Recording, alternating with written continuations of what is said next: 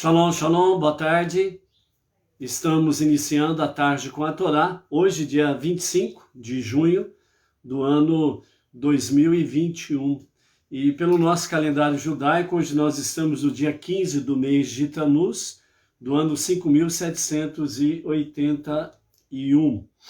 Hoje nós estamos a 280 dias e a nossa gota de sabedoria do nosso Rebbe Menachem Mendel está dentro de um grupo de 6 ensinamentos com o título Todos Filhos de Noé, certo? Então hoje a gota de sabedoria do nosso Rebbe Menachem Mendel, o tzadik, o justo da nossa geração, diz assim: se você disser a uma criança, cumpra essa regra, porque se não o fizer, será castigada.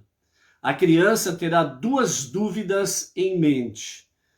Primeiro, talvez ela não seja pega, ou se for pega, talvez o castigo não exceda ao seu crime. A criança deve saber que há um olho que vê, um ouvido que escuta, que há um ser superior invisível perante o qual ela é responsável. Essa é a única maneira de reduzir o crime na América.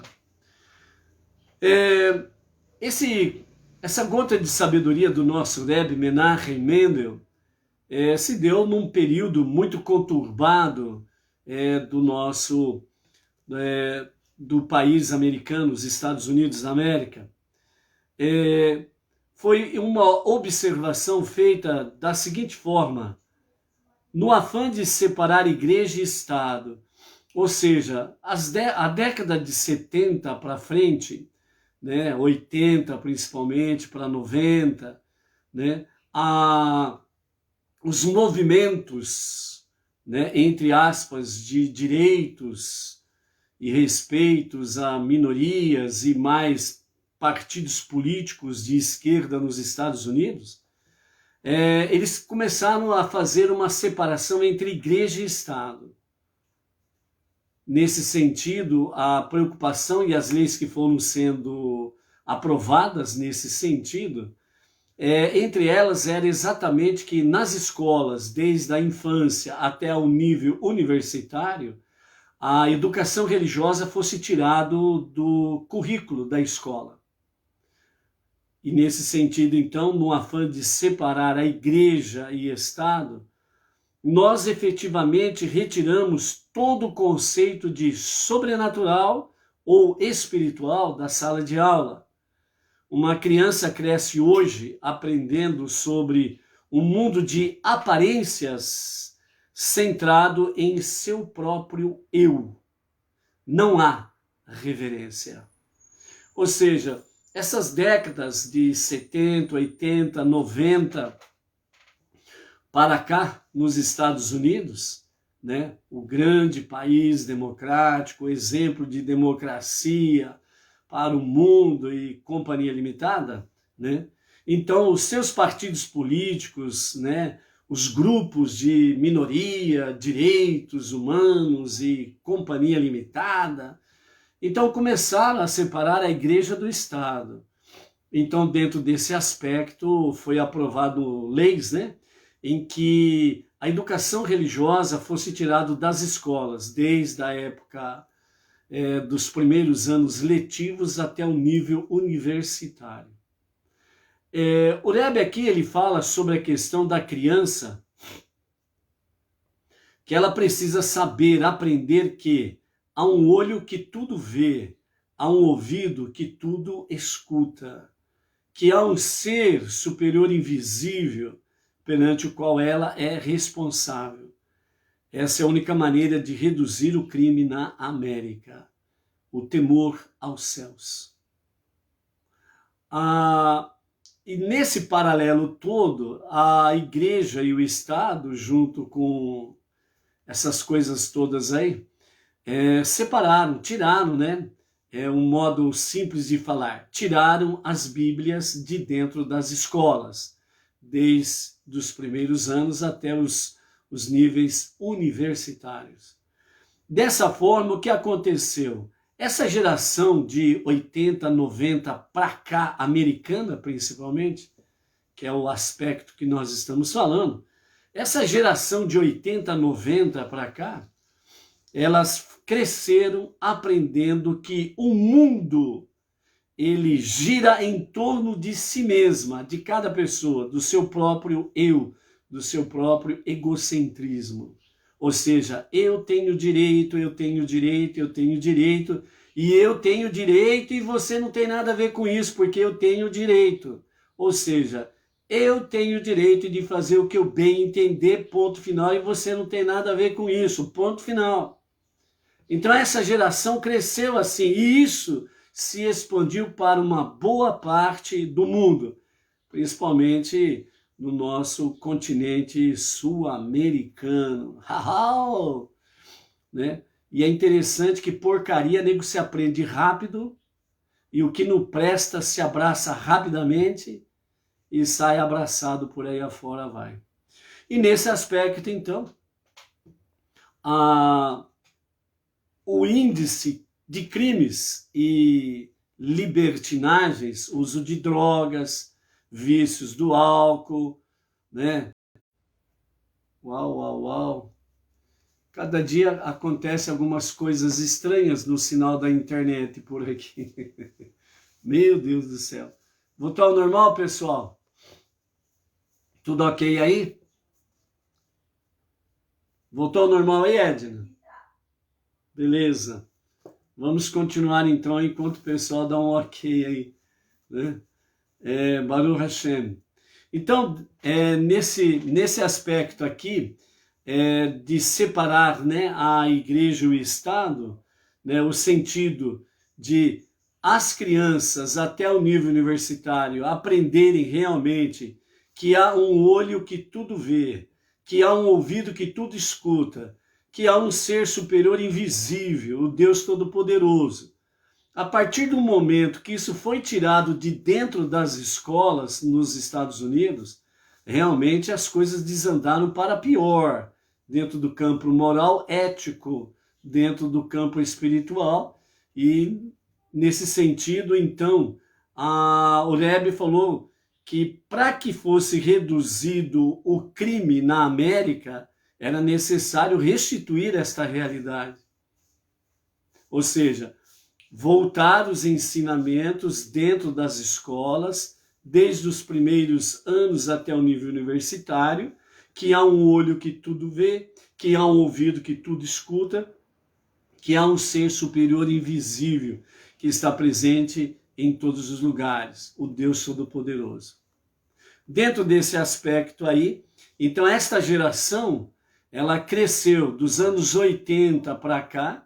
Essa geração, ela cresceu aprendendo que o mundo vive de aparências e que realmente o mundo, ela está centrado em torno do eu, e cada pessoa, ela procura o seu egocentrismo, o seu ego sendo satisfeito. E dentro desse aspecto, então, nós vemos aí uma geração chamada de a geração dos direitos. Eu tenho direito a isso, eu tenho direito àquilo, e dever que é bom, ninguém luta por isso, só pelos direitos. Eu tenho direito de andar pelado pela rua, aprova lá uma lei, pronto. É cultura, é cultural a pessoa se expressar publicamente, sem roupa nenhuma, e a pessoa alegra, estou fazendo teatro, pronto, é cultura. É cultura.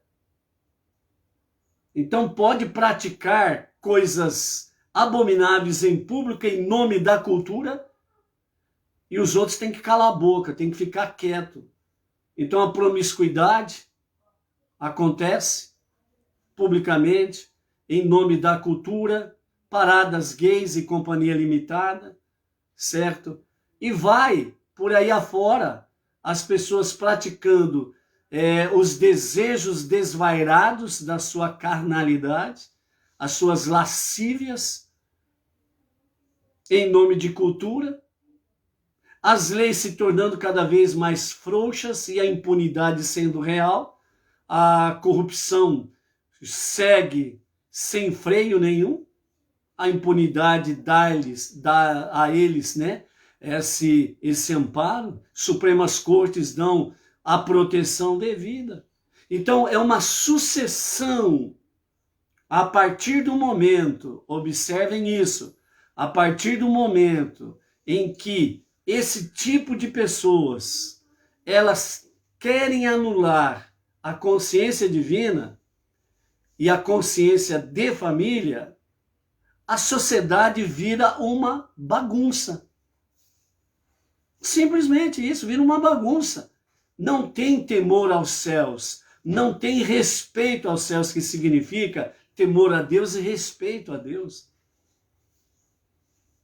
E aí nós vivemos uma sociedade pobre, podre, que cada vez mais vai se deteriorando. Graças a Deus que em alguns lugares estão se levantando pessoas que ocupam certas posições importantes, estão começando a dar voz para as pessoas olharem um pouco mais para os céus, independente do seu segmento religioso. Temos aí, por exemplo, dentro da Europa, por exemplo, o presidente lá da Hungria, ele colocou uma lei em funcionamento em que as crianças está terminantemente proibido que as crianças tenham acesso a conteúdos pornográficos. É uma lei lá da Hungria. A Hungria, ela fica mais para o leste europeu do que propriamente dito a Europa.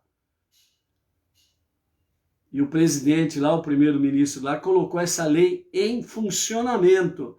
Está proibido que as crianças tenham acesso a sites e assuntos e coisas semelhantes de ordem pornográfica. Sabe qual foi o resultado disso? A Europa caiu matando em cima do presidente da Hungria. É um absurdo, em pleno século XXI, a Hungria ter uma lei dessa. A Europa está esbravejando. Ou seja, amados, as pessoas, elas estão na sua perversidade, elas querem extinguir da consciência do ser humano que há um ser invisível que tudo vê, tudo ouve e que está em todo lugar, a consciência de Deus. Eles querem acabar, destruir completamente a consciência de família. Família já não tem o mesmo conceito de antigamente. E querem que as crianças, já da sua mais tenra idade, tenham acessos a sites e links pornográficos. Ou seja, eles querem liberar geral a pornografia infantil, a pedofilia e companhia limitada. Daqui a pouco vai acontecer que o artigo lá do Código Penal, que reza que pedofilia é crime, daqui a pouco eles vão abolir esta lei. E se alguém falar alguma coisa de pedófilo, vai ser preso. E o pedófilo vai continuar abusando de crianças por aí. E a pessoa de bem vai presa porque falou de pedofilia, contra a pedofilia.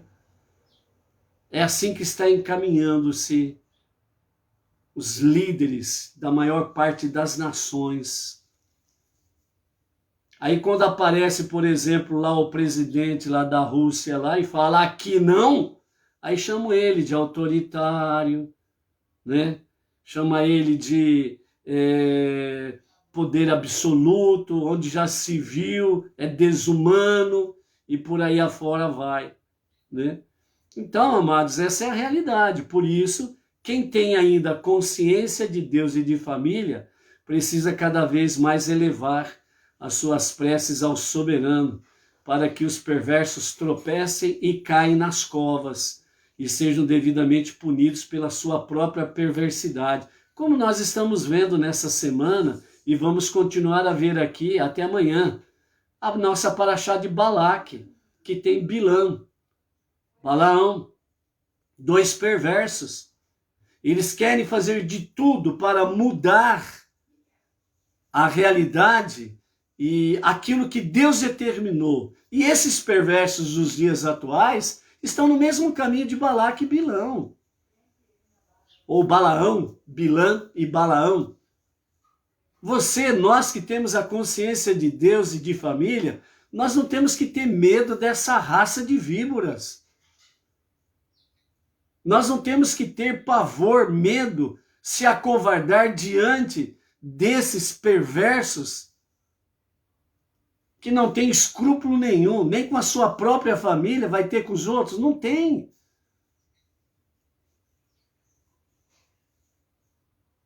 Então, por isso, elevar as nossas preces a Hashem é importantíssimo. E para nós mantermos a nossa base, a consciência de Deus e de família. Então, as nossas crianças devem sim ser ensinadas desde a sua tenridade que há um Deus único, real, vivo, que tudo vê, tudo ouve e que está presente em todos os lugares. E quem confia nele tem a sua proteção, porque tem a amizade do rei. E o rei, ele protege os seus. Então, por isso, né, amados, né, vamos aí, principalmente dentro das nossas famílias, não vamos perder os nossos filhos e os nossos netos para esse sistema perverso dessas pessoas cruéis que não tem um pingo de vergonha na cara. Vamos valorizar o ensinamento religioso que temos, a fé que temos, transmiti-la às nossas gerações. Por isso o povo de Israel vive, porque de geração em geração tem sido passado a palavra da Torá. E nós não podemos deixar que isso caia por terra entre nós não judeus, entre as nações. É nossa responsabilidade, como não judeus, Benei Noach, estarmos cada vez mais vivificando isso. Temos recebido do nosso irmão mais velho, o povo judeu, os nossos rabinos, no qual são os nossos líderes na nossa jornada monoteísta, e nós temos que levar isso em frente. Nós não podemos abaixar a guarda. Nós estamos numa guerra, e esta guerra é sim real. É uma guerra entre o bem e o mal, entre a luz e a escuridão, entre a bênção e a maldição, entre aquilo que é justo e correto e entre aquilo que é perverso. É uma guerra que nós estamos e nós não podemos esquecer dessa realidade.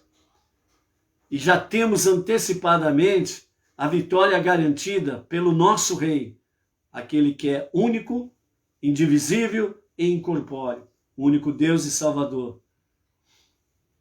Então, amados, não vamos abaixar a guarda, ok?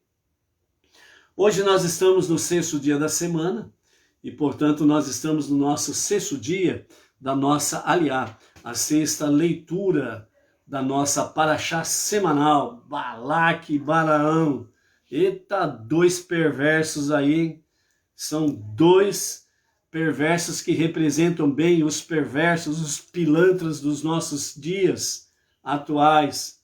Por isso, amados, cada vez mais, quando a gente vê aqueles que estão realmente contra as pessoas que estão lutando para que a consciência divina e de família seja renovada, restaurada, à medida que nós vemos o grupo de pessoas que são contra estas pessoas que estão lutando para o bem, mais e mais nós podemos ver a realidade, o que são os perversos.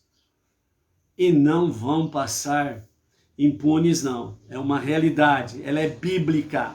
E a paraxá de Balaque e Bilão está nos mostrando essa realidade. Quem tem a amizade do rei é protegido pelo rei.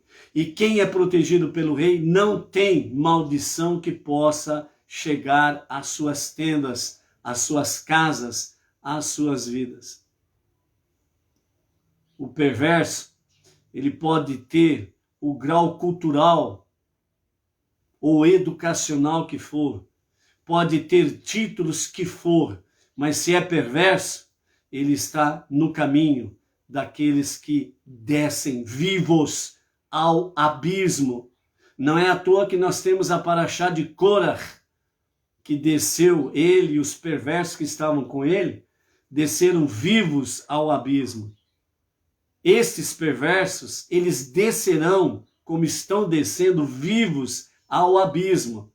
O corpo físico, ele pode morrer, mas a sua alma não. Então, ele desce vivo ao abismo. E ali não tem remédio para passar dor, não. Ali não tem lenço para enxugar lágrimas, não. Ali não tem anestesia para aliviar as suas dores. O choro é real, a dor é real, e você sentirá o peso da sua perversidade mais plenamente. Mas não esqueça, ô perverso, aqui também você sofrerá um pouquinho, um bom pouco, antes de descer vivo ao abismo, ok? Por isso, nós temos já de antemão, para aqueles que confiam nos céus, aqueles que confiam em Deus, ele já tem falado antecipadamente da paz, da alegria duradoura. O Olam Rabá, o mundo vindouro. Então, da mesma forma que Deus garante aos que confiam nele e buscam a sua presença continuamente através dos 5 primeiros livros da Bíblia, e à medida que também vão se aplicando, né, aos seus mandamentos, ele já promete a felicidade eterna. Assim como ele promete para os perversos, se não se converterem, ou seja, se não fizerem techuvá, fazer retorno a Deus e se arrepender das suas perversidades, vão descer vivo ao abismo. E vão padecer o que tiver que padecer, ponto.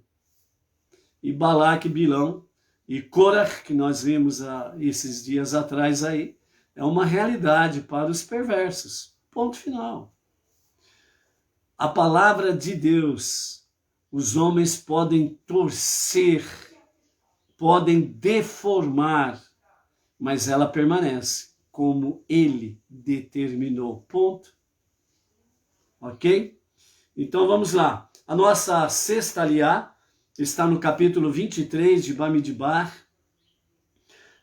livro de Números, e do capítulo 23 até o verso 27, aliás, no capítulo 23, a partir do verso 27, nós vamos até o capítulo 24 e o versículo 13, né? Para nós estarmos hoje no terceiro oráculo de Balaão, né? Então, nós temos aí, e vamos ver o que está reservado, né, nessa experiência de Balaão e Balaque, nesse terceiro oráculo, né? Lembrando que o povo judeu, o povo israelita, está lá no acampamento, lá no vale. E eles estão rodeando. Eles estão rodeando, tentam lançar maldição daqui, maldição dali, né? Não se aproximam, mas ficam à distância, realmente procurando lançar, de qualquer forma, maldições sobre o povo israelita. Ok? Então vamos ver o que nos fala hoje a nossa sexta aliá, nossa sexta leitura, nesse terceiro oráculo de Balaão. Ok? capítulo 23, a partir do versículo 27. Mas Balaque teve outra ideia. Balaque disse a Balaão: vem agora, eu te levarei a outro lugar. Talvez Deus consinta que o amaldiçoes para mim de lá. Então Balaque levou Balaão ao cume de Peor, que olha sobre o deserto, onde os israelitas sucumbiriam à idolatria e seriam punidos por isso. Isso daí nós vamos ver daqui a pouco ali no capítulo 25. Aqui também Balaque previu que um infortúnio se abateria sobre o povo judeu naquele local e pensou que isso seria a consequência da maldição de Balaão. Mais uma vez, Balaão disse a Balaque: constrói aqui para mim 7 altares e prepara aqui para mim... Desculpa. E prepara para mim, 7 touros e 7 carneiros, um em cada altar. A essa altura, Balaão viu que só agradava a Deus abençoar Israel e que ele não conseguiria pegá-lo desprevenido e convencê-lo a amaldiçoar. E em vez disso, decidiu então, Balaão decidiu mencionar explicitamente os pecados cometidos no passado pelos israelitas, pois assim sua maldição se concretizaria, quisesse Deus ou não. Ele voltou seu rosto para olhar primeiramente em direção ao deserto do Sinai, onde ocorrera o pecado do bezerro de ouro. Abrindo um parênteses aqui nessa passagem aqui, onde nós temos o finzinho do capítulo 23, que é o início para o terceiro oráculo, E dessa forma, então, Balaque tem uma nova e brilhante ideia, que vai dar certo, E parece até o Cebolinha, da revista de quadrinhos, Tem uma brilhante ideia, Cascão, ela é infalível, Até parece o Cebolinha com seus planos aí para pegar a Mônica, Então, aqui Balaque tem uma nova e brilhante e infalível ideia. Então leva Balaão ao cume de Peor, e olha sobre o deserto. Ou seja, Balaão viu que realmente não tinha como amaldiçoar o povo judeu. E a única coisa que agradava a Deus era abençoar. Então, Balaque, por um lado, ele usa a estratégia da localização geográfica, o ponto mais propício para se lançar uma maldição. Bilão, pela sua vez, tem o poder da palavra, onde ele vai, de fato, é onde ele vai lá fazer o quê? Ele vai fazer a maldição. Só um minutinho aqui que um problema técnico está acontecendo. E nós precisamos resolver esse problema técnico aqui.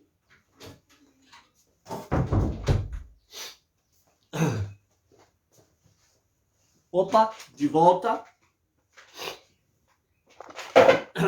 E aí então, Balaque põe em ação o seu plano e Bilã, ele já vai e parte para o seu plano também. Nesse momento, Bilã, ele vê que amaldiçoar não dá certo.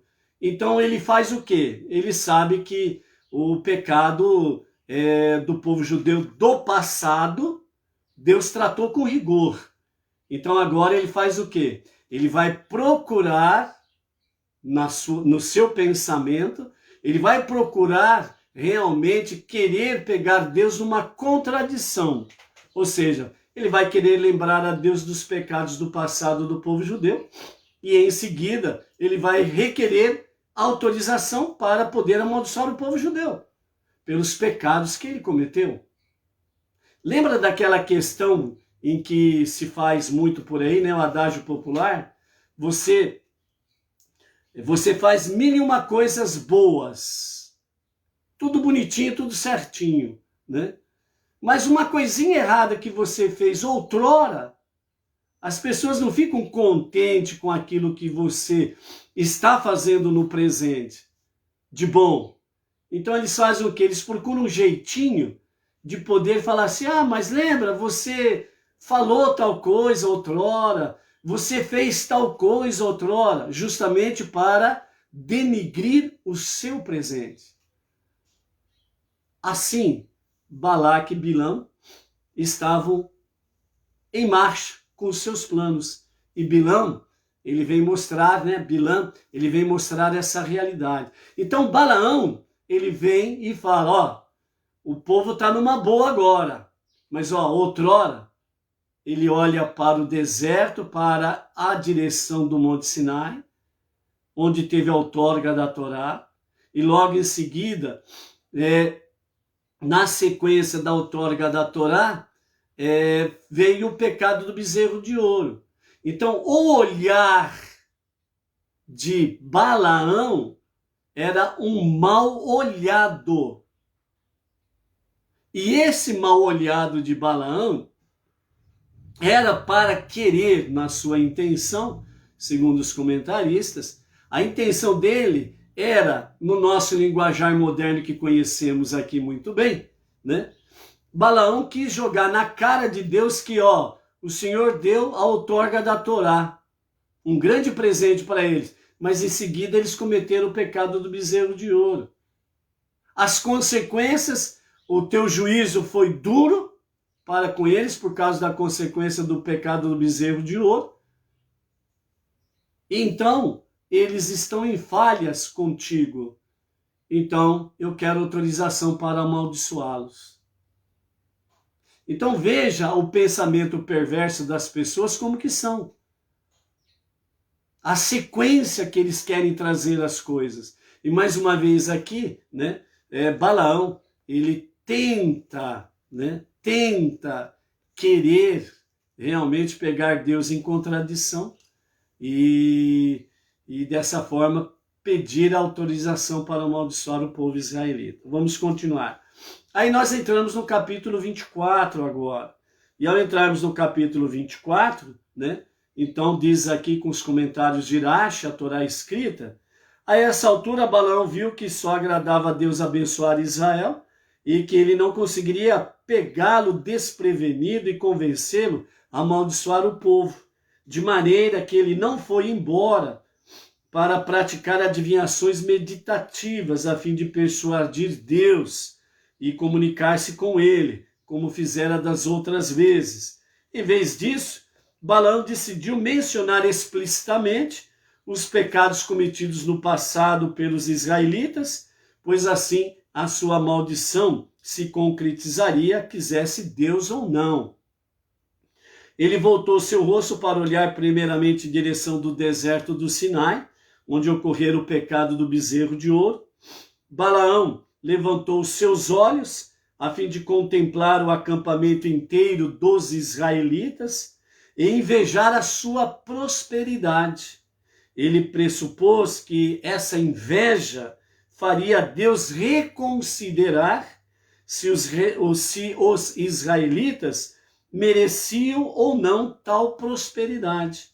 Sentir inveja deliberadamente, com a intenção de privar os outros do que possuem, denomina-se lançar mal olhado sobre eles.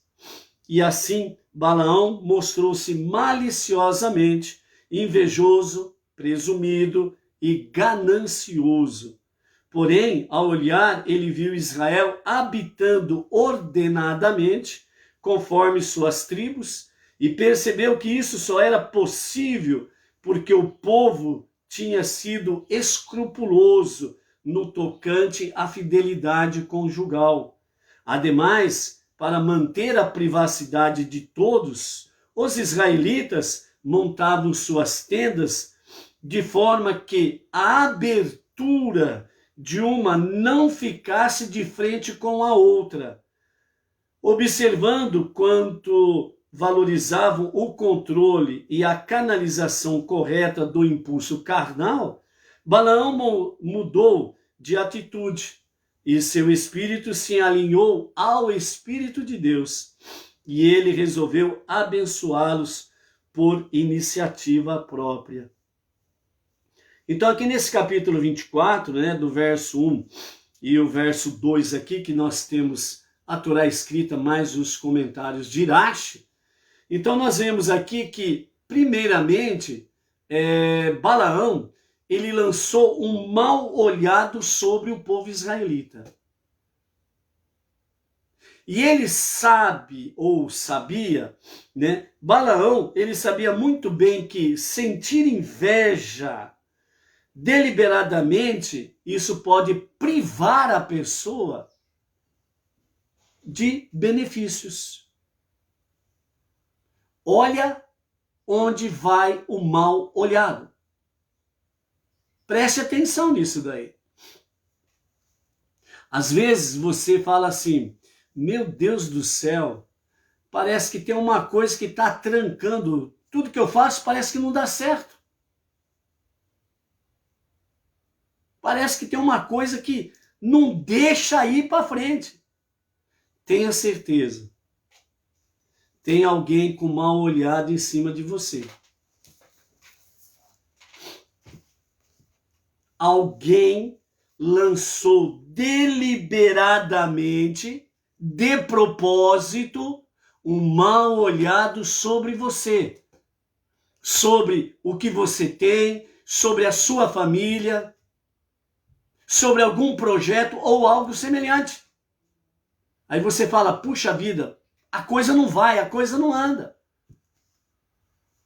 Olha aqui a lição que essa sexta aliá traz para nós.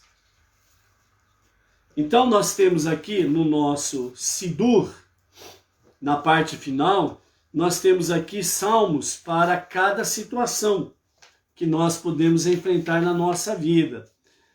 Por isso que os sábios falam que o livro de Salmos tem muito poder quando nós o fazemos, a sua recitação, direcionado única e exclusivamente a Deus. Você não precisa usar intermediário. Você é filho, vai direto ao Pai. Você tem amizade com o rei, então você não precisa de intermediário. Vai direto a Deus. Converse com Deus. Fale com o Pai Celestial. Você não precisa de intermediário. Você não precisa pagar pedágio. Então, Salmos tem muito poder quando nós o fazemos com o coração sincero a Deus, diretamente a Deus, né? Entre outras coisas aqui, nós temos aqui, deixa eu ver se eu consigo achar aqui, o Salmo que é específico realmente para o mal olhado, né? Que aqui nos fala sobre, por exemplo, né? Você tem um amigo ou um parente que está em dificuldades, né? Você faça a recitação em benefício dele com o Salmo número 20, que é específico para uma situação dessa, né? Para alguém, né, que está passando por uma situação aí difícil, né, você pode fazer a leitura do Salmo 77. Alguém diz assim, puxa vida, eu não tenho sabedoria para compreender essas coisas. Então você vai lá no Salmo 19 e você pede diretamente a Deus sabedoria para poder compreender, seja a questão das próprias escrituras, como também da sua profissão, né? Algo secular aí que você precisa estudar, aprender, um concurso ou algo semelhante, para que você tenha sabedoria para estudar e guardar corretamente. Então, você tem essa sabedoria aí, você pede diretamente a Deus para sabedoria, né?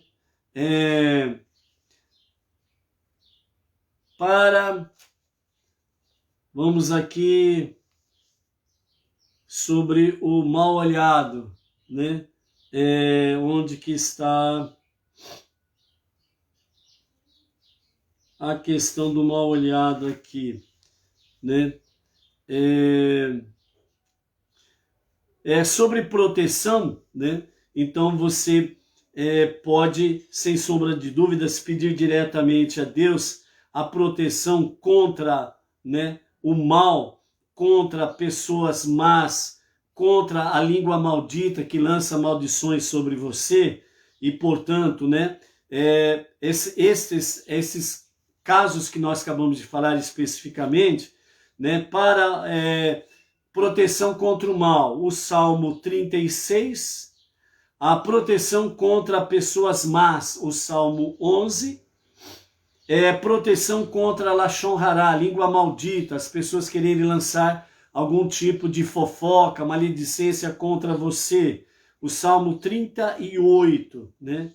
E a proteção específica contra o mal olhado, né, é o Salmo 31. Então o Salmo 31, ele é o salmo específico contra o mal olhado. Então você pode fazer essa recitação para Deus, né, diretamente a Deus, para te proteger contra o mal olhado, ok? Então, aqui nós vemos aqui essa situação em que Balaão, ele lança o seu mal olhado de propósito, porque ele sabe que a inveja, quando alguém inveja alguém, ele automaticamente coloca obstáculos na vida daquela pessoa.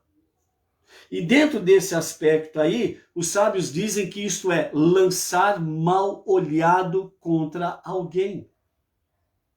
Então, Balaão, ele mostrou-se desta forma malicioso, invejoso, presumido e ganancioso.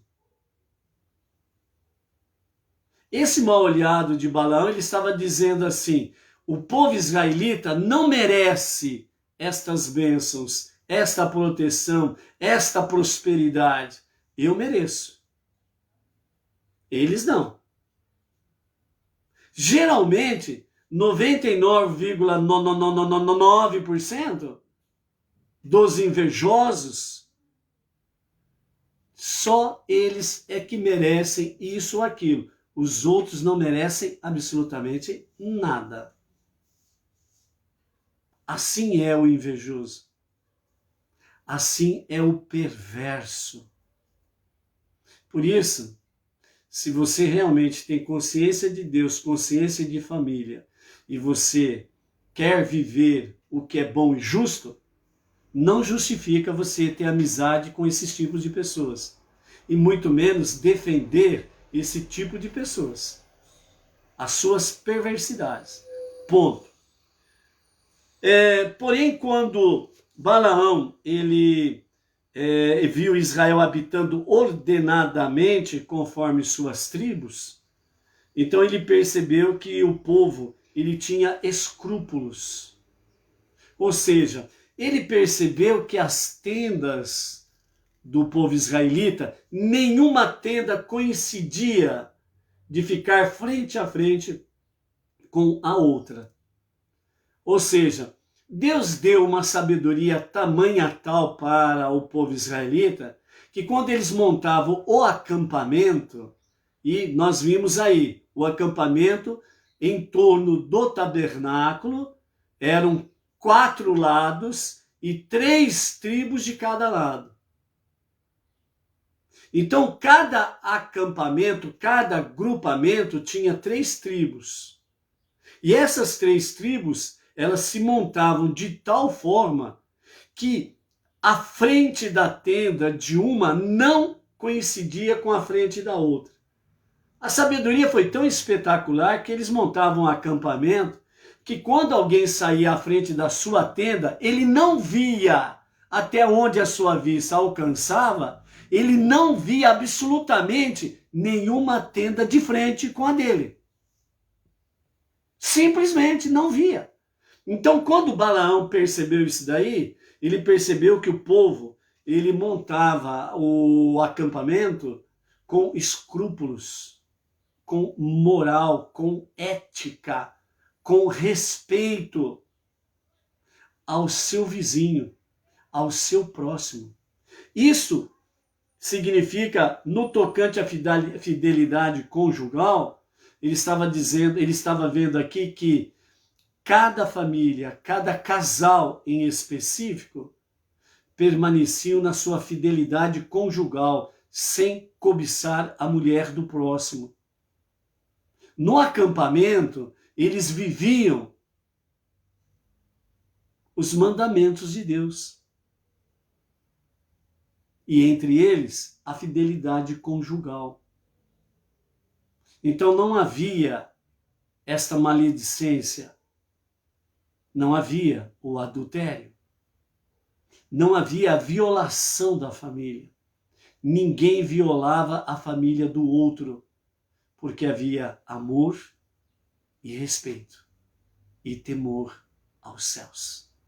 Dessa forma também, Balaão, ele observou que valorizava o controle e a canalização correta do impulso carnal. Ou seja, Balaão, ele percebeu que o acampamento, eles tinham, de fato, a canalização correta do impulso carnal. Ou seja, esse impulso carnal, ele estava submisso à alma divina. Ou seja, a alma animal estava submissa à alma divina. E por isso havia o devido respeito, ok? Então Balaão mudou sua atitude e o seu espírito se alinhou com o Espírito de Deus. Então ele resolveu abençoá-los por iniciativa própria. Ou seja, nesse momento o perverso Balaão, ele simplesmente se rendeu. Ele viu, não adianta nada eu falar para Deus que o povo pecou, o pecado do bezerro de ouro. Mesmo assim, ele não autoriza eu amaldiçoá-lo. Mas vejam bem, foi passado. Já teve a punição, já teve a techuvá, o retorno a Deus, já teve o arrependimento, já teve o ajuste de contas. Por isso que se fala no meio das pessoas, no dito popular, o que você faz de bom, todos esquecem rapidamente. Mas quando você faz alguma coisa errada, ninguém vai esquecer. Sempre vão te jogar na cara. Essa é uma realidade. O que é bom, as pessoas esquecem rapidamente. Mas o que você fez de errado ou o que você fez de mal, as pessoas sempre estão lançando na tua cara, na primeira oportunidade. E essa pessoa que lança na tua cara A, B ou C, ela pode ocupar a posição que for.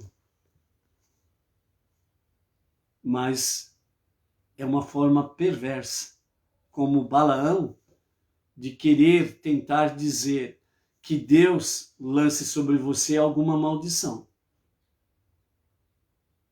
Então nós vemos aqui que a inveja, o olhar mal, o lançar um olhar maligno sobre as pessoas, são atitudes de pessoas perversas. Se você conhece alguém assim, fale de Deus para ela, da luz divina. Fala dos mandamentos de Hashem. Se ela te der ouvidos, então ela tem uma grande propensão a fazer techuvá, a retornar a Deus, se arrepender e corrigir os seus maus caminhos. Mas se ela não aceita, não perca seu tempo. Segue a tua jornada do bem na luz e vá em frente. Não perca tempo. Continuando, capítulo 24, verso 3. Então Balaão começou a recitar sua parábola, o seu oráculo, a sua bênção. Então ele disse, vamos ver aqui, capítulo 24, a partir do verso 3. Vamos ler direto na Torá escrita e depois nós vamos ler junto com os comentários de Irache, para a gente ver a dimensão das coisas aqui, ok? Então vamos lá, só a Torá escrita. Capítulo 24, verso 3, a bênção espontânea que Balaão lançou sobre o povo israelita.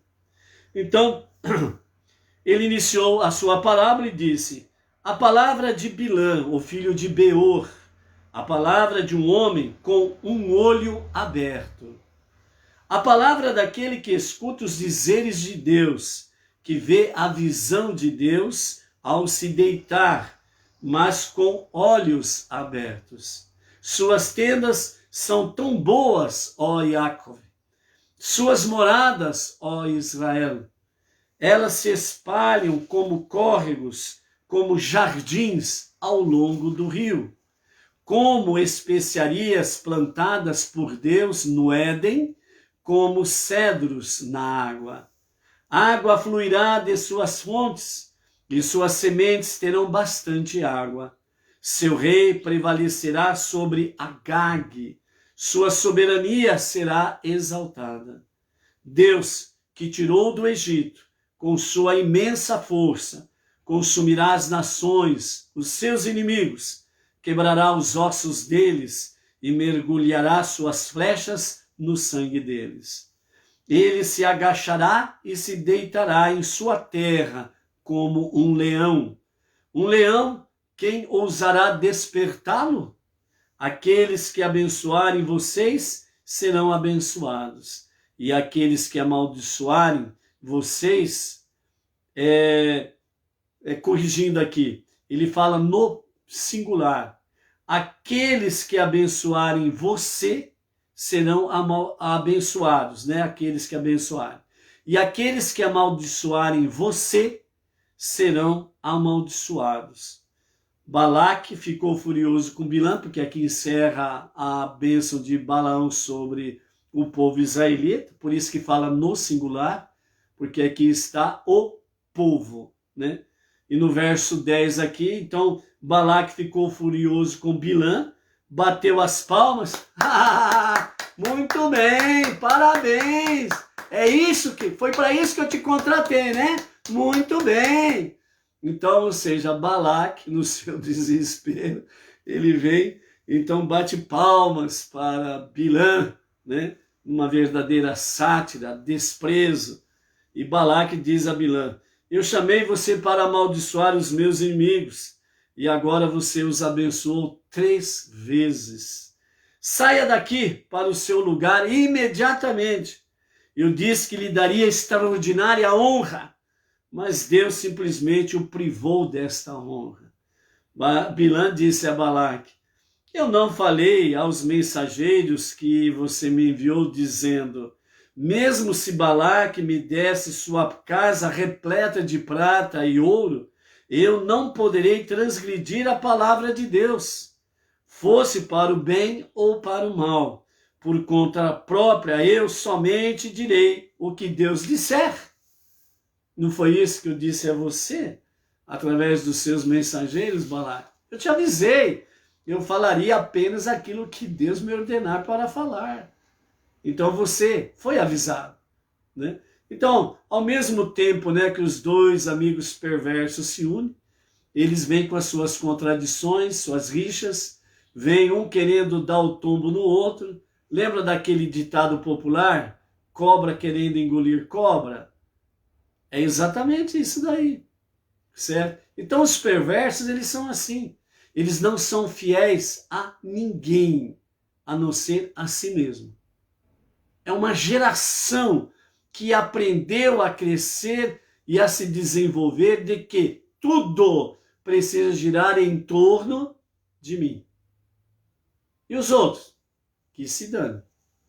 O caso é meu, é eu. As coisas têm que vir aqui, ó, para mim. Para os outros é os outros. Não importa se seja esposa, marido, filhos, pais, irmãos, irmãs, parente, amigo, conhecido, desconhecido, inimigo. O importante, eu. Essa é a geração.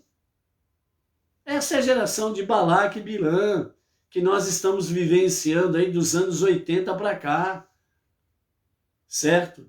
No linguajar um pouquinho mais sofisticado, né, nos dias atuais, a gente escuta falar por aí, né, a geração Nutella, né? Bom, por aí a vora faz. Então nós estamos vendo aqui nesse sentido. Ou seja, quando nós vemos aqui, né, Bilã ou Balaão, né, falando das suas tendas, então nós vemos aqui que Balaão, ele viu que realmente há escrúpulos, respeito, decência, ordem, fidelidade conjugal.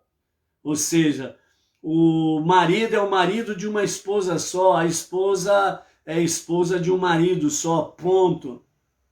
Apesar de o acampamento ser estabelecido e montarem as suas tendas, né? Apesar de os vizinhos ninguém ter cerca, né? Mesmo assim, no sentido figurado, ninguém pulava a cerca de ninguém, porque tinha respeito, tinha temor aos céus, a Deus, e tinha respeito para com o próximo e a família do próximo, né?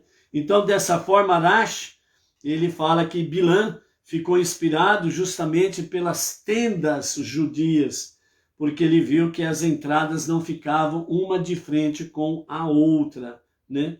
A arrumação das tendas, aqui, né, que falam que as tendas eram devidamente bem arrumadas para que nenhuma porta ficasse de frente com a porta do outro.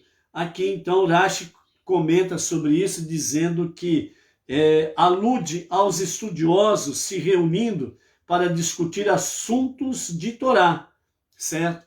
Então, dentro desse sentido, o respeito e a fidelidade conjugal é algo tão real, simples, verdadeiro e eficaz, que mesmo no sentido de estudos de Torá, que é aplicado aqui, certo? Então, isso também significa que, apesar de sentarem juntos, reunidos, estudando a Torá, e cada um trazendo o seu ponto de vista, ninguém se prevalecia sobre ninguém. Mesmo nessa questão, segundo Rashi fala que as pessoas, elas tinham respeito umas com as outras. Por isso que nós encontramos aqui, né, nos nossos estudos de Torá, vários comentaristas, vários sábios, um fala A, um fala B, outro fala C, mas não existe inimizade, não existe denegrir a imagem de Deus e nem a sua palavra e os seus mandamentos. Há alguns pontos de diferença entre A, B e C, mas todos estão unidos pela Torá. E todos os pontos de vista, eles acabam convergindo para a Torá e não para o fulano A, B ou C. As opiniões A, B e C, elas vêm se fundir na Torá, e a opinião pessoal particular, ela se funde à Torá. Então, o que prevalece? A verdade da Torá. E as opiniões, elas são aperfeiçoadas dentro da Torá e pelo próprio espírito da Torá, Aruach HaKodesh, o espírito de profecia, o espírito da sabedoria de Deus que está presente na Torá. Então, tem todo este ensinamento que nós podemos aprender aqui dentro do aspecto da visão de Bilã, né? Então, dessa forma,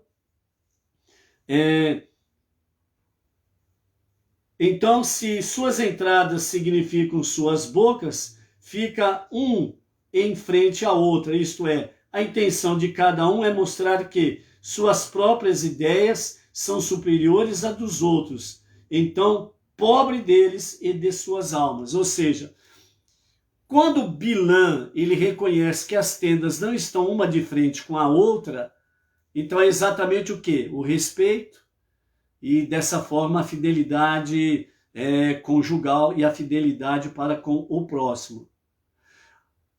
No sentido contrário, se as tendas estivessem uma de frente com a outra, e a entrada da tenda, ela simboliza também a boca. Então aí nós temos o quê? A palavra. A palavra. Então, se as tendas ficassem uma de frente com a outra, significava que um queria prevalecer pela sua própria boca, pela sua própria palavra. E isso significaria uma guerra de narrações, que não levaria absolutamente a nada. Guerra de narrações não levam absolutamente a nada. Então aqui, né, Rashi ele fala bem assim. Então, querendo provar que um é mais do que o outro, na realidade se tornam pobres e também se tornam as suas almas pobres. Ou seja, os seus sentimentos serão sentimentos baixos, mesquinhos, perversos e por aí afora vai, certo? Então, por isso, se suas intenções forem por amor aos céus, então eles certamente merecem que a presença divina repouse entre eles. E esse foi o reconhecimento de Bilã para com o acampamento, né? O acampamento dos israelitas, né? Então, nesse sentido aqui, a Torá escrita com os comentários de Irache, né, vai em umas dimensões mais profundas nesse sentido. Então, com os comentários de Irache, capítulo 24, verso 3, começou a recitar então Balaão a sua parábola e disse: esta é a palavra de Balaão, filho de Beor, palavra do homem de um olho só, de um só olho aberto, né? Que enxerga, mas cujo outro olho vê profeticamente, né? Então, aqui, a palavra usada para um homem, né, de boa visão, que é o que ele quer dizer aqui, um só olho aberto, que enxerga, mas cujo outro olho vê profeticamente. Então aqui é usada a expressão shetum, Ha'ain, ou seja, boa visão. Dentro desse aspecto de boa visão, né, que é uma visão profética superior, as palavras shetum, Ha'ain, né, que é uma boa visão, né, os nossos sábios trazem para nós que Deus tem outras interpretações para essa expressão. A primeira delas é aquele cujo um olho foi tirado, também significa isto. Deus puniu Bilã, cegando-o de um olho, pois a sarcástica observação que fez ao pronunciar a profecia, ele conta a semente de Israel, quando ele se expressou dessa forma, Bilã, ele expressou, né, com referência a Deus e a Israel, de uma forma pejorativa, né? Então, Bilã, ele simplesmente fez uma provocação para com Deus ao se pronunciar de uma forma sarcástica, quando ele olhou sobre o povo israelita. Então, Deus o cegou imediatamente de um olho, certo? O segundo aspecto dessa expressão, shetum, Ha'ain, diz também, Bilã chamou a si mesmo o homem com mau olho. Bilã podia lançar as forças do mal sobre uma pessoa, concentrando seu olhar sobre tal pessoa. Ergueu os olhos com o intuito de prejudicar os judeus, mas ficou impotente para prejudicá-los. Por isso que no início do nosso terceiro oráculo aqui, né, com referência de Bilã sobre o povo israelita, então aqui fala que ele levantou o seu olhar em direção ao acampamento e em seguida ao deserto, para querer, entre aspas, lembrar a Deus que o povo tinha feito o pecado do bezerro de ouro. Ele levantou o seu olhar, ou seja, o seu olhar altivo, menosprezando Israel, menosprezando o povo israelita, que é a menina dos olhos de Deus, o povo escolhido de Deus. Ele menosprezou a escolha de Deus. Por isso que quando Deus disse a Abraão, confirmou a Isaac, reconfirmou com Jacob, e depois nós vemos aqui no final da nossa aliá de hoje, Bilã, ele volta a dizer sobre o caso de que quem abençoa o povo judeu é abençoado e quem amaldiçoa é amaldiçoado. Então, quando Bilã, ele lança esse olhar sarcástico sobre o povo israelita, ele está dizendo que a escolha de Deus foi uma escolha péssima, ruim. E ele estava contestando a escolha de Deus. Por isso, seja o meio religioso que for, seja quem for, ocupe a função que ocupar, seja de autoridade religiosa ou política, olhou com menosprezo para o povo judeu, está contestando a escolha de Deus. Bilã, Deus arrancou-lhe um olho imediatamente, ou seja, fez com que Bilã se tornasse cego de um olho imediatamente. Entendeu? E então, dentro desse aspecto, né, Bilã, ele tinha o poder de olhar com olho mau sobre alguém e essa pessoa ser amaldiçoada. Ele tinha esse poder, mas com o povo judeu, nananina não. Nananina não. Aqui não, bichão. Aqui as coisas são mais elevadas.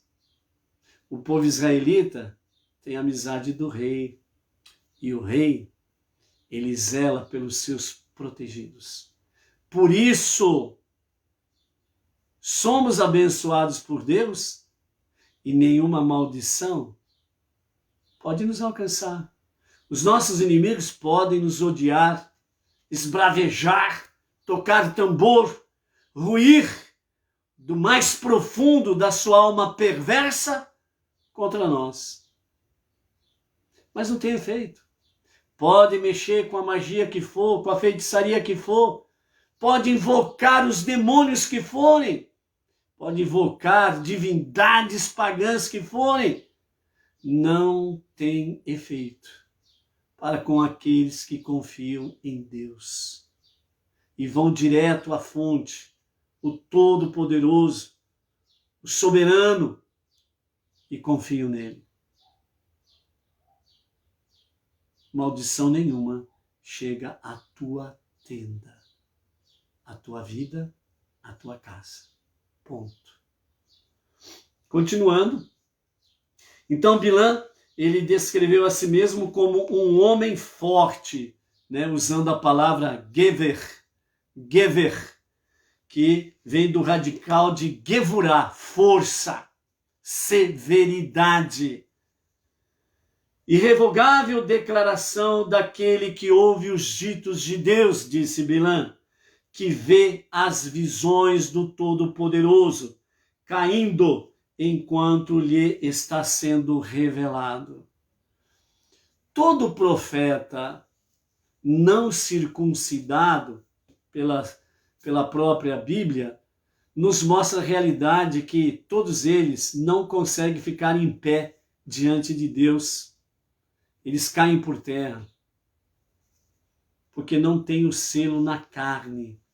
A Brit Milá, a circuncisão, um sinal para com Deus. Então, para ser um profeta de Deus, ele tem que estar muito bem ligado com Deus, principalmente dentro da aliança da Brit Milá, a circuncisão. Simples assim. Então, e ainda Bilã continuava a descrever suas habilidades proféticas, declarando que era comparável a Moshe. Ele queria se comparar a Moshe de qualquer forma. Bilã, ele representa muito bem os profetas religiosos após esse período, através dos milênios, que chegam por aí e dizem que são iguais a Moisés. Qualquer profeta, qualquer um que se apresente e diga que é igual a Moisés ou mais do que Moisés, piorou. Aí piorou a situação. Nós vamos ver o que vai acontecer com Bilã. Imagina o que vai acontecer com esses aí que acham que são mais do que Moisés. Misericórdia. Então, ó, quando você vê, entre aspas, um profeta por aí, que quer dar uma que é igual ou mais do que Moisés, pode cair fora. Você está numa barca furada. Pode sair fora. Que esse daí não tem revelação de Deus nenhuma. Nenhuma. Qualquer um que se compara a Moisés e piorando a situação, que vem se comparar dizendo que é mais do que Moisés, aí a barca furou de vez mesmo e está indo a pique cada vez mais. Está indo a pique. Nós vamos ver mais lá na frente. Deus disse que não se levanta um profeta como Moisés. Ponto. Deus disse. Eu fico com aquilo que Deus disse, não com o que este ou aquele segmento religioso falou. Ponto.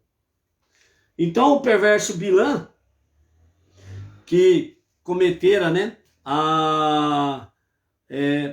toda espécie de pecado, tentava impressionar o mundo descrevendo sua superioridade sobre todos os outros profetas. Com sua autoglorificação, tentava enganar as pessoas a respeito do seu verdadeiro caráter. De maneira, a profecia de Bilã se compara a Moshe. Não houve ninguém como Moshe. Nesse aspecto aqui, a Torá ela é muito bem clara. Lá, nós vamos ver mais lá na frente, lá com mais detalhes, lá no livro de Devarim, o 5º livro da Torá, que é o próximo, que nós estaremos estudando para finalizar o ciclo desses estudos de Torá. Em Devarim, Deuteronômio, lá no capítulo 24, no verso 10, lá realmente Deus fala com toda a autoridade, a não ser que tenha alguém igual a Deus ou superior a Deus para anular o decreto de Deus. Aí mudou a conversa.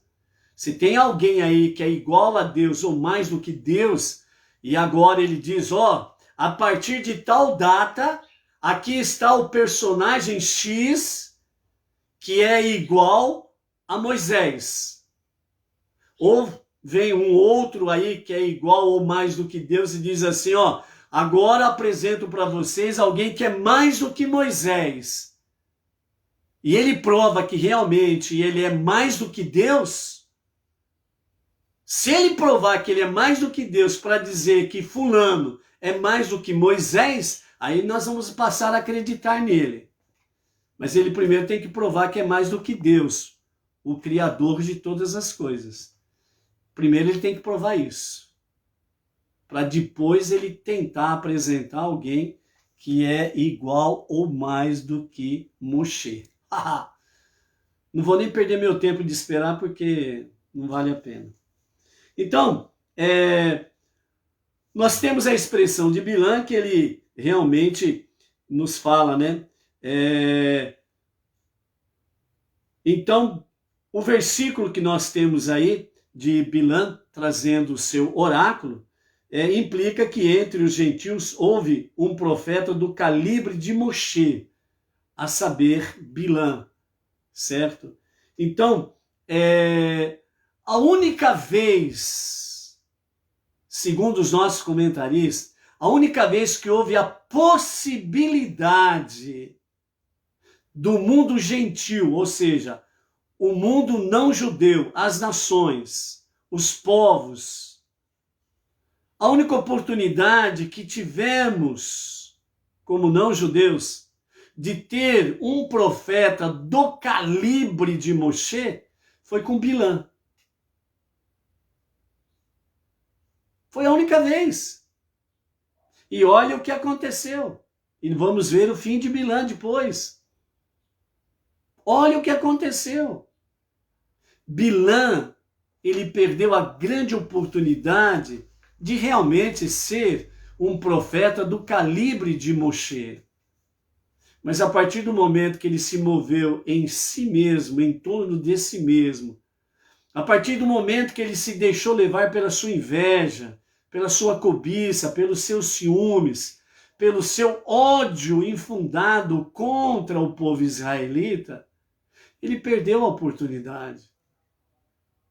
Deus foi falar com ele. Deus falou com Bilã. Mesmo ele tendo tudo isso com ele e tendo o seu objetivo perverso, Deus, na sua infinita misericórdia, ele viu ali a possibilidade das nações terem um profeta do calibre de Moshe, que era exclusivamente para o povo judeu. E Bilã perdeu a oportunidade e o mundo gentil perdeu a oportunidade. Então Deus concedeu às nações do mundo uma profecia superior para que não reivindicasse no futuro. Se apenas tivéssemos um profeta tão grande quanto Moshe, nós também teríamos servido ao Todo-Poderoso, assim como o povo judeu serve ao Todo-Poderoso. Ou seja, Deus concedeu a oportunidade a Bilã para que as nações não pudessem posteriormente dizer que o Senhor não nos deu a possibilidade de termos um profeta do calibre de Moshe. Deus concedeu a oportunidade a Bilã e às nações para que não pudessem posteriormente dizer: ó, o povo judeu serve a ti por causa do seu profeta Moshe. E o Senhor não nos deu a oportunidade de termos um profeta como Moshe, para que nós também pudéssemos te servir. Entendeu? Porque depois de Bilã, não teve ninguém, nem do calibre de Bilã, como profeta entre as nações. Caramba, hein? Nem do calibre de Bilã apareceu profeta aí, rapaz. Imagina, então, aparecer um profeta do calibre de Moshe. Entendeu? Então, por isso nós temos que estudar. O conhecimento é o que liberta o ser humano de qualquer tipo de escravidão. Então, por isso, amados, né, para não estendermos aqui a nossa live, né, lembrando que nós, como não-judeus, que estamos aí nos nossos primeiros anos, né, gatinhando dentro do estudo da Torá e das 7 leis universais, nós temos uma bagagem para aprender ainda enorme. Ainda temos muita, mas muita coisa para aprender. Por isso, não vamos pular estágios, não vamos pular degraus, né? Como nós vimos aí em leituras anteriores, né? Os nossos sábios, né, nos orientando, né, amados? Vamos passo a passo. É melhor nós aprendermos bem passo a passo do que nós aprendermos pela metade ou menos do que a metade, dando passos largos para conhecimentos que nós nem aprendemos a base dos elevados, dos superiores, né? Conhecimentos superiores, querendo entender conhecimentos superiores, mais elevados, se a base desses mais elevados que ficaram aqui para baixo, nós não chegamos a aprender nem a metade, né? Por que eu quero dar aquele passo enorme, né, do primeiro degrau e ir direto para o 10º degrau? Então, por isso, passo a passo. É a orientação rabínica que o nosso Rav Yaakov Gerenstad tem dado constantemente aí, né?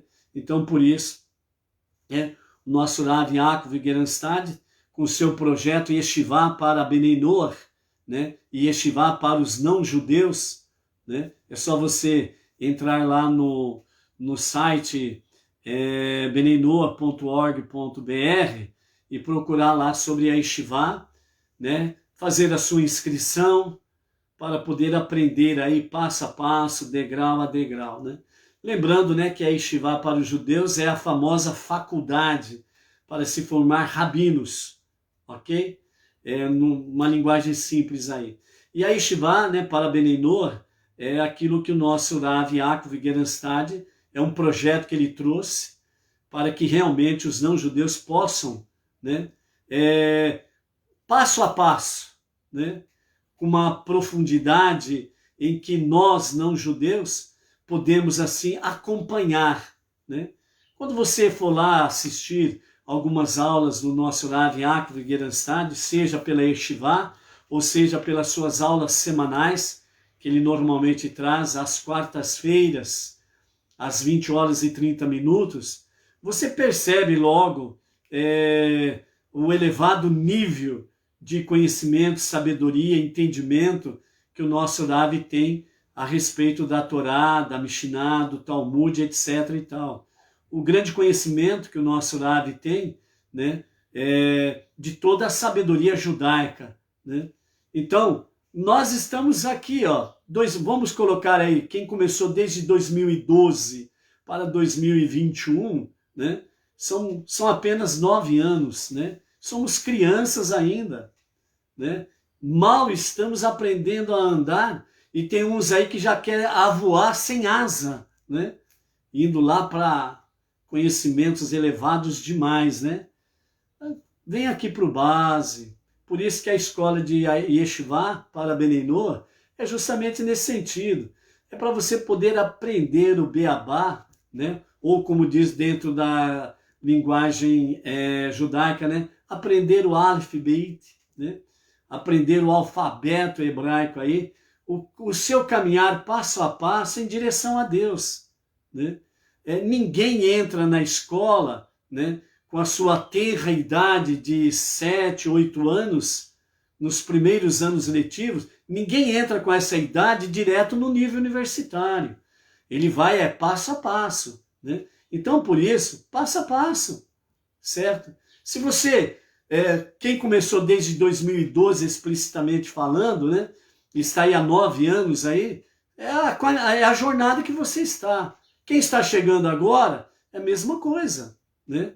É aprendendo o beabá. Por isso, né, o livro compilado pelo nosso Rav, né, Yaakov Gerenstad, que é o Guia Benei Noach, que são bases para os nossos primeiros passos. É importante você ter isso na sua posse, de você ler diariamente, aprender diariamente a respeito daquilo que está ali dentro do Guia Benei Noach, né? O nosso amado Antônio Márcio, né, emissário lá do Rio de Janeiro, ele diariamente está trazendo aí uma página, né, sobre o Guia Benei Noach.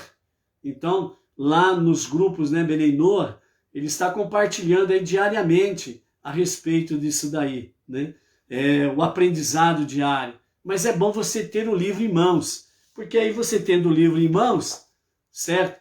Então você vai poder pegar o guia, você vai poder abrir, começar pela página 1, 2, 3 e assim sucessivamente, né? Vai ler de capa a capa, depois você vai rever, depois você vai lá no índice, você vai procurar ali um tópico que você fala, pô, eu preciso recordar aquele tópico. Aí você vai lá no índice, você vê o tópico, aí fala, aí vai direto na página, aí você vai estudar, né? Reestudar, melhor dizendo, né, aquela página, e nesse sentido você vai aprimorando o conhecimento, né? O conhecimento é o que liberta o homem, e o homem sábio, ou seja, o ser humano sábio, ele não é escravo de ninguém e de nenhum sistema. Por isso que, à medida que o tempo vem passando, né, infelizmente, em muitos lugares, a educação, né, ela tem sido degradada, né? Tem pessoas, não todas, obviamente, mas tem uma boa parcela de pessoas que estão saindo, né, da universidade e ainda estão escrevendo cebola com S, por exemplo, né? E tem gente que mal sabe falar o português e mal sabe fazer contas. E quando você pede para ele quanto é 3 vezes 7, aí entrou na matemática, piorou a situação, né? Então imagine, por exemplo, né, um engenheiro civil com esse conhecimento aí. Mal levantou um prédio, ele já começa a cair, né? e por aí afora vai. Imagina então medicina, que mexe com vidas, né?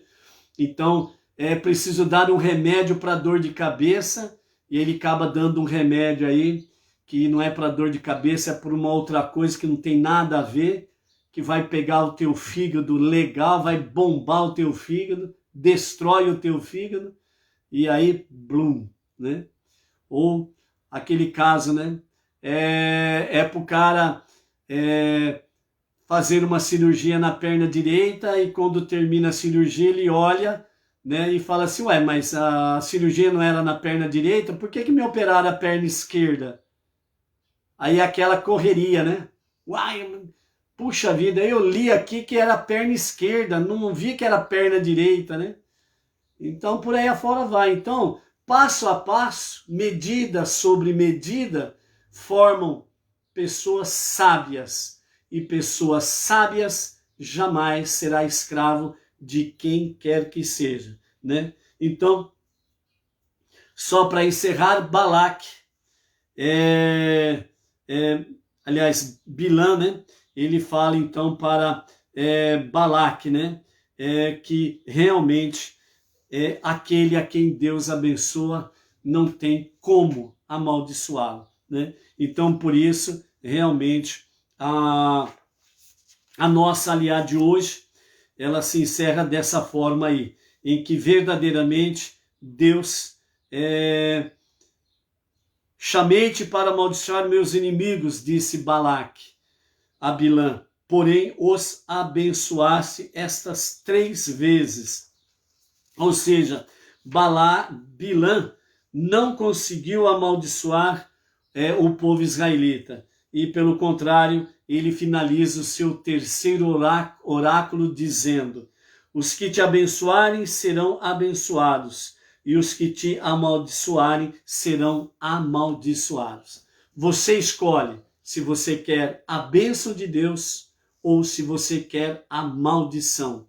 Lembre-se sempre, a sentença, ou para o bem ou para o mal, ela sai dos seus próprios lábios. É a boca, é a abertura da tua tenda, é a abertura da tua vida. Aquilo que você diz é o que vem sobre você, ou para a bênção ou para a maldição. Lembre-se que numa das punições que o povo judeu recebeu no deserto lá atrás, foi exatamente Deus dizendo a eles: eu ouvi bem o que vocês falaram aos meus ouvidos. E o que vocês falaram aos meus ouvidos, assim o será. Foi exatamente a rebelião dos 10 espiões, em que o povo clamou: quem dera que morrêssemos no deserto. Então Deus disse para eles: eu ouvi o seu pedido. E esta geração vai morrer no deserto. E uma nova geração vai tomar posse da terra prometida. Deus falou a Abraão no pacto abraâmico. E aqui Bilã, ele repete: abençoarei os que te abençoarem e amaldiçoarei os que te amaldiçoarem. Ou seja, a tua palavra é para a tua bênção ou é para a tua maldição. Uma boa preparação para o Shabat. Logo ao pôr do sol entramos no 7º dia da semana, o dia sagrado do Shabat. Muita luz divina na tua vida, na vida da tua família. Que na tua tenda, a tua casa, que na tua tenda, na tua vida e na vida dos seus queridos, que não venha a maldição dos teus inimigos, mas que venha sobre você, assim como sobre todo Israel, que venham as bênçãos de Deus para te dar proteção, saúde e vigor, para te dar prosperidade e fazer com que você esteja se preparando passo a passo, no dia a dia, para a revelação do justo Mashiach, para os nossos dias, para que seja agora. Amém. E para que nós possamos herdar a vida eterna, o mundo vindouro, o Olam Rabá. Shabbat Shalom. Até amanhã.